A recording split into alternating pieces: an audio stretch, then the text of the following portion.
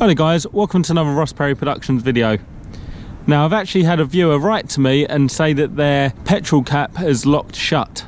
So in this video I'm going to show you how to manually open that if your lock-in solenoid is broken. So come to the back of the vehicle, open up the boot by pressing this button or by the other two means found on my other videos. Open up the boot. Now over the left hand side is actually this toggle.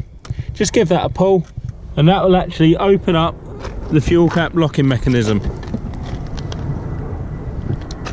There you go. If you found this video helpful, please give me a thumbs up and subscribe to my channel.